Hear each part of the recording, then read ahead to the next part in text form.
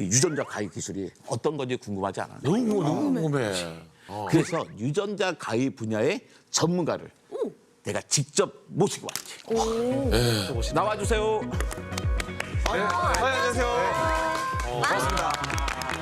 네, 안녕하세요. 한국생명공학연구원에서 유전자 가위 기술을 개발하고 이 기술로 치료제도 같이 개발하고 있는 김용삼 박사입니다. 반갑습니다. 저 그 유전자 가위라고 그러는데 이 유전자 가위가 도대체 용사마 뭐야? 우리의 생명의 정보는 유전자, 즉 DNA라는 물질에 담겨 있어.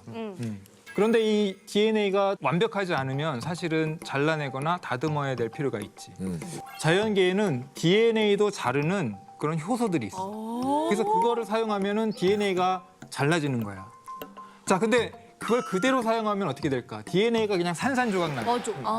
그러니까 다 자르는 것이 아니라 잘못된 곳만 정확하게 자르는 위치 추적자.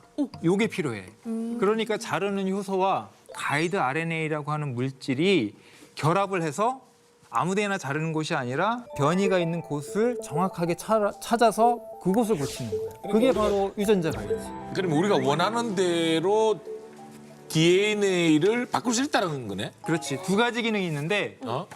우리가 원하는 곳만 바꾸고 우리가 원하는 대로 바꾸고. 와. 그것이 바로 유전자 가위의 두 가지 큰 속성이야. 우리가 원하는 대로. 근데 유전자는 사실 우리가 태어날 때부터 갖고 태어나는 거잖아. 그렇지. 유전자 가위 기술을 왜 쓰는 거야? 그거 참 좋은 질문인데 어? DNA의 특성 중에 가장 중요한 특성이 하나가 있어. DNA는 시간이 지나면서 계속 변한다는 거야. 만약에 DNA가 변하지 않으면 어떤 현상이 일어날까? 결정적으로 DNA가 변하지 않는다면 우리는 다 똑같은 모습을 하고 있을 거야. 그치 맞아. 생긴 그치? 것도. 그럼 엄마랑 딸이랑 똑같이 생기고 막 이런 식으로? 그것뿐만 아니라 우리가 약간 좀 성경적으로 말하면 우리가 다 아담과 하와야. 전 세계 인구가 다 아담과 하와. 나랑 똑같은 옷만 입어도 사실은 좀 기분 나쁘잖아. 맞아. 근데 내가 나랑 똑같은 사람이 다 있다면 사실은 좀 기분이 안 좋지 않을까? 그래서 DNA는 변하기 때문에 다양성 측면에서 사실은 DNA의 변화가 필요한 거고 또 하나는 진화라는 측면에서 필요해. 근데 문제는 뭐냐면 이게 늘 좋은 결과만을 내지는 않는다는 거야. 그 세상에는 다 동전의 양면이 있잖아. 이게 하필이면 중요한 유전자에 변이가 생기면 유전 질환이 생길 수 있다는 게 문제예요. 성염색체인 X염색체의 특정한 부분에 유전 변이가 생기면 피가 잘 안 굳는 혈우병이 생길 수도 있고 근육 생성에 관련된 유전자가 고장이 나면 루게릭병에 걸릴 수 있고 안 좋은 경우에 써야 할 기술이 바로 유전자 가위 기술인 거예요. 그러면은 그 유전자 가위로 이런 돌연변이 부분을 원하는 대로 잘라내거나 고쳐서 결국 치료를 해서 완쾌를 시킬 수가 있다. 근데 만약에 근육을 담당하는 유전자에 돌연변이가 생겼다고 쳐. 거기에 유전자 가위를 쓰잖아. 그러면은 그 근육 유전자는 완전히 다 사라지는 거야. 만약에 유전자가 다 사라지면은 근육 생성이 안 되니까 그건 오히려 더 질환을 악화시키는 결과가 될 거고 그렇지. 그 변이가 있는 곳만 정확하게 잘라서 없애버릴 수가 있어. 유전자 가위는. 그렇게 해서 치료하거나 아니면 그 부분을 자른 다음에 다시 원래의 상태로 복구하는 기능을 덧붙여가지고 원래대로 돌릴 수도 있어. 근데 만약에 그냥 그걸 다 없애도 된다면 그리고 오히려 그걸 더 없애는 것이 더 바람직하다면 그냥 그 전체를 다 없앨 수도 있어. 예를 들어서 헌팅턴이라는 질환이 있어. 그 헌팅턴이라는 유전자가 변이가 생기면 헌팅턴이라는 단백질이 이제 뇌에 쌓이거든. 그러면 운동이나 뭐 인지 기능이나 이런 것이 다 떨어지게 되는데 그럴 경우에는 유전자 가위로 그 헌팅턴 유전자를 그냥 잘라서 질병을 치료할 수 있는 방법도 있는 거지. 어때? 전문가의 말을 들으니까 더 놀랍지? 우리 이제 용삼이는 무려 이 유전자 가위 기술까지 개발한 과학자야. 중간 박수 한번. 계속해서 지금 우리가 이 유전자 가위에 대해서 우리는 뭐 가위가 자르고 뭐 이렇게 뭐 그럴 거만 생각했는데 조금 더 또 이렇게 친절하게 우리가 이해할 수 있는 이야기를 좀 더 들려줬으면 좋겠어. 내가 개발한 유전자 가위는 초소형 크리스퍼 유전자 가위라는 기술이야. 작년에 노벨 화학상을 탄 크리스퍼 캐스9이라는 유전자 가위가 있는데 이 가위는 사이즈가 커. 나는 그거보다 훨씬 작은 초소형 유전자 가위 기술을 개발했어. 앞으로 이 기술을 가지고 다양한 유전 질환을 치료하려고 하는 거야. 내가 이 기술을 설명하기 위해서 한번 우리 영상을 보면 한번 설명해 줄게. 네. 저기 왼쪽에 있는 유전자 가위가 작년에 노벨상을 받은 큰 유전자 가위고 오른쪽에 내가 개발한 초소형 유전자 가위야. 사이즈가 3분의 1밖에 안 되지. 저렇게 두 개의 단백질이 가위처럼 맞물려서 오른쪽에 있는 스캐너, 그렇지? 위치를 추적해주는 가이드 RNA와 결합을 하게 되고 저렇게 결합체가 이제 바이러스를 통해서 이제 세포로 이동하게 돼. 그러면 세포 안에는 저렇게 잘못된 유전자가 위치하게 되지. 노란색으로 된 부분이 딱 찾아가네. 그 잘못된 유전자고 그 붉은색으로 표시된 스캐너, 즉 위치 추적자에 된 가이드 RNA 부분과 노란색으로 된 부분이 서로 결합을 해서 위치를 정확하게 파악한 그 결과를 우리가 보고 있고 그렇게 되면 저렇게 유전자 가위가 퉁 잘라서 잘못된 부분을 제거하게 되는 거예요. 저희가 잘 있는 상태로 다시 메꾸기도 하고 원래대로 고치기도 하고 아니면 그냥 상처난 채로 닫아버리기도 하고 이렇게 다양하게 원하는 대로 고칠 수 있는 것이 유전자 가위 기술이지. 신기하다.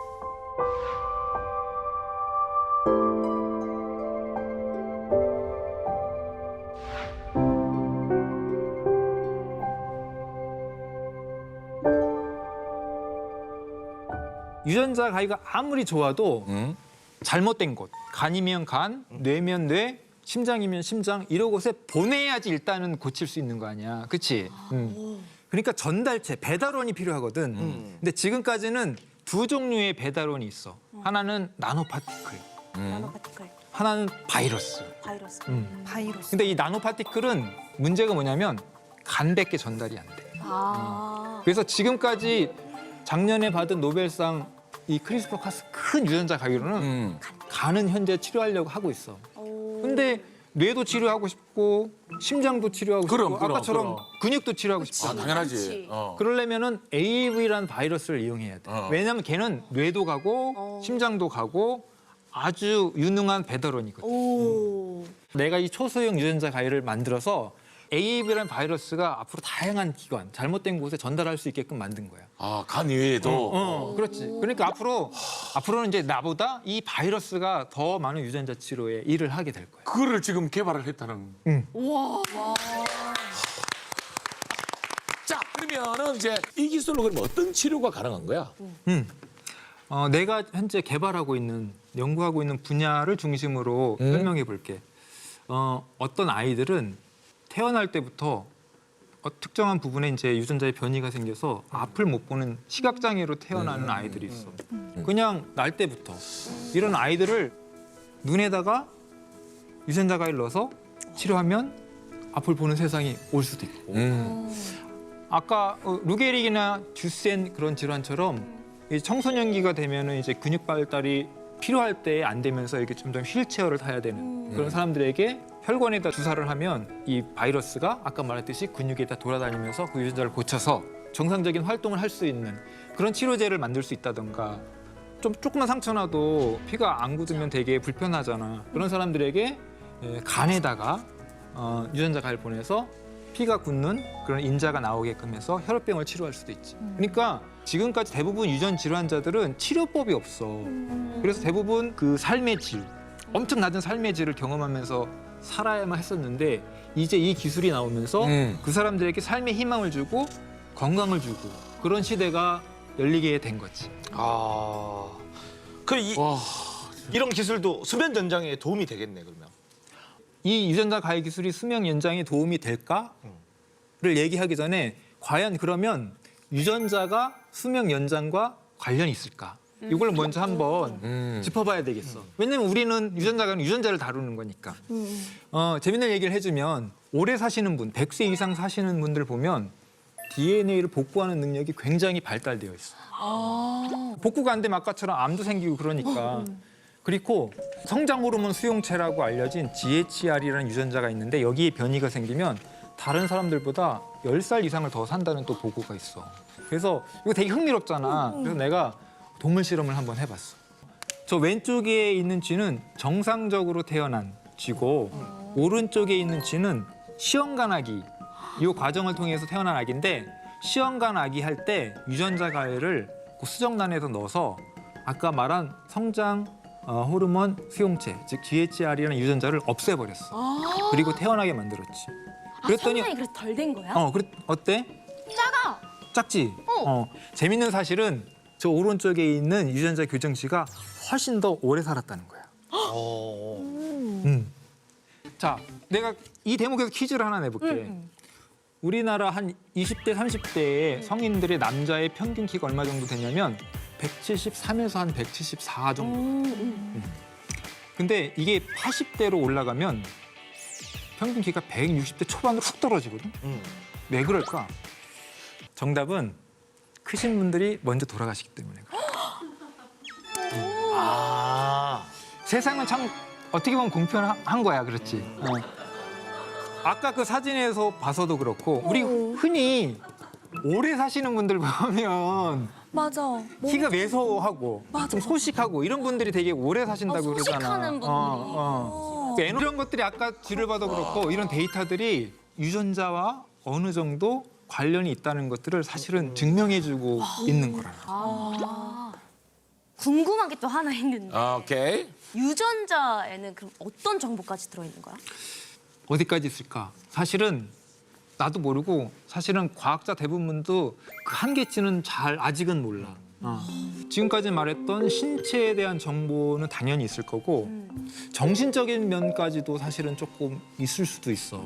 글쎄, 가령 어떤 유전자가 있으면 우울증에 좀 잘 걸린다든지 어떤 정신질환에 연결이 된다든지 이런 모습이 있기 때문에 사람들이 유전 정보를 잘 캐내서 그러한 특성까지도 알아내려고 지금 하고 있어. 그래서 대단히 게놈 프로젝트라는 것들이 현재 진행되고 있는데 우리 사람은 DNA가 약 30억 쌍이 이렇게 우리의 몸을 구성하고 있거든. 그거를 다 읽어내는 거야. 다만 한 사람한테서 그걸 읽어내는 게 아니라 100만 명, 1000만 명. 그렇게 빅데이터가 쌓이면 이런 사람들은 이런 유전자 때문에 이런 특성이 나타나네, 이런 특성이 나타나네, 이런 정보를 우리가 알 수 있겠지. 그렇게 되면 다양한 질병뿐만 아니라 우리가 정신적인 문제까지도 아마 치료할 수 있는 세상이 올 거고 유전자 가위가 그런 세상의 핵심적인 첨단 바이오의 핵심적인 기술이 될 것 같아요. 미래 첨단 바이오 산업의 핵심 기술이 될 것이다. 그렇지.